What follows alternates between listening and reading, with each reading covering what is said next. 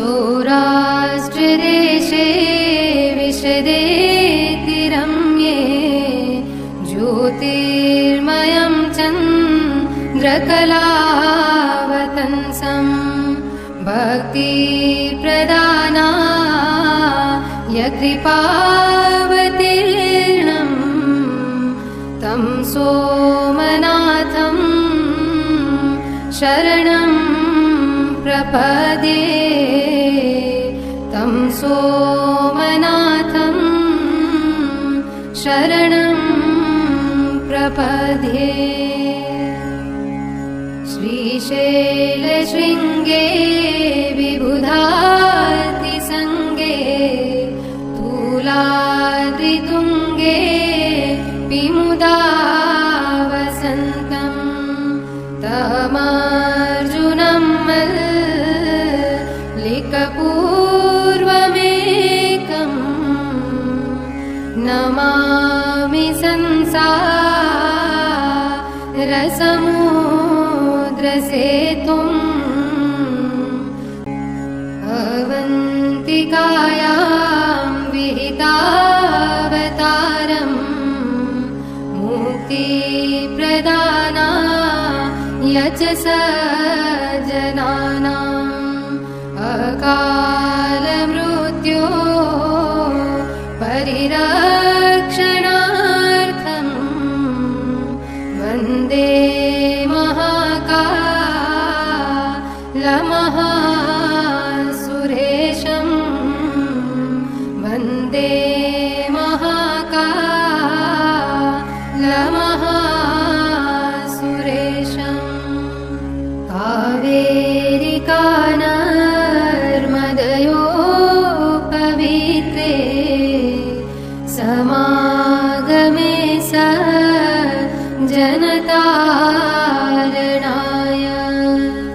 सदैव मान्धा त्रिपुरे वसन्तम् ओंकारमीशं शिवमेकमीडे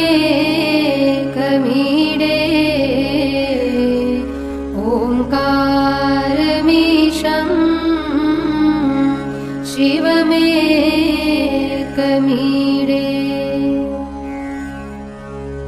पूर्वोत्तरे प्रज्वलिकानिधाने सदा वसन्तं गिरिजासमेतं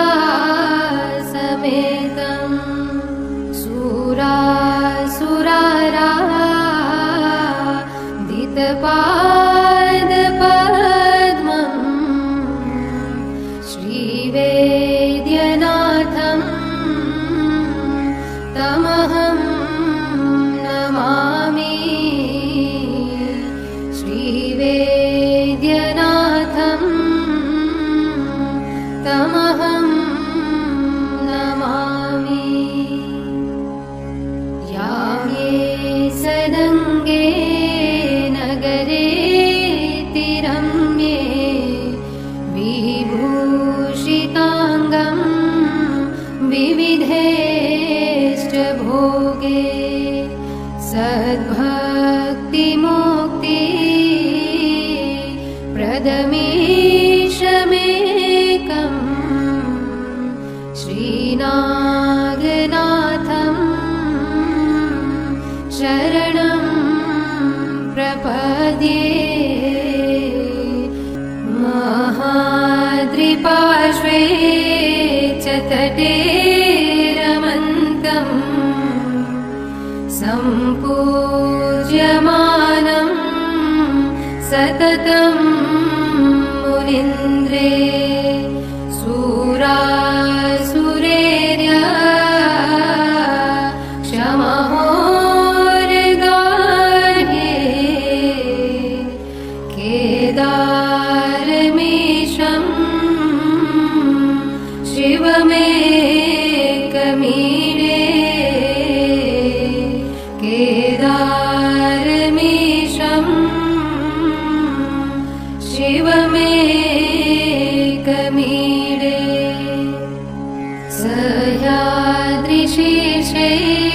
विमले वसन्तं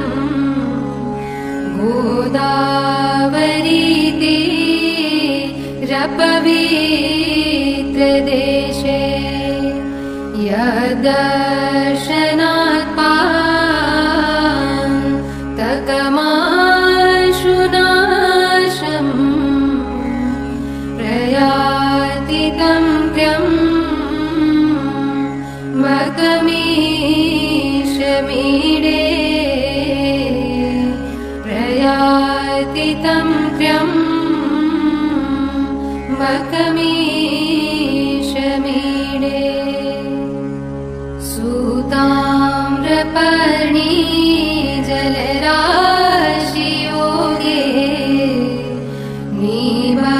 निबध्यसेतुं विशिखेरसङ्ख्ये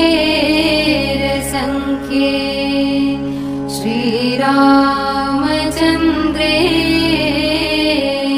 न समर्पितं तं रामेश्वराख्यं नियतं नमामि रामेश्वराख्यं नियतं नमामि यं डाकिनी शाकिनिका समाजे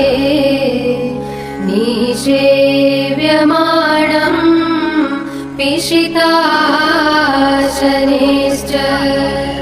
सदेव भीमा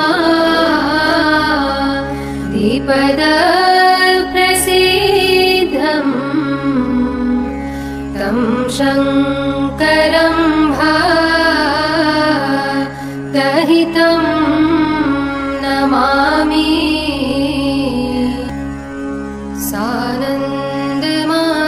सानन्दमानन्दवने वसन्तम् आनन्दकन्दम् हतपापवृन्दं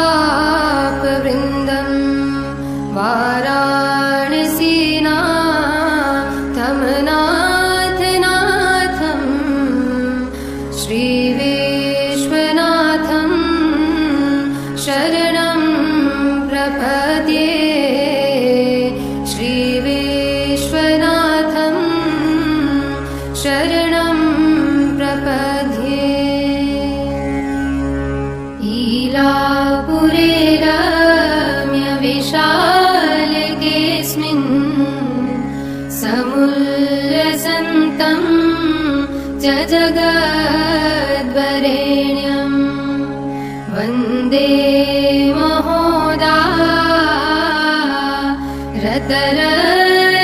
महोदारतरस्वभावं कृष्णेश्वराख्यं शरणं प्रपद्ये कृष्णेश्वराख्यं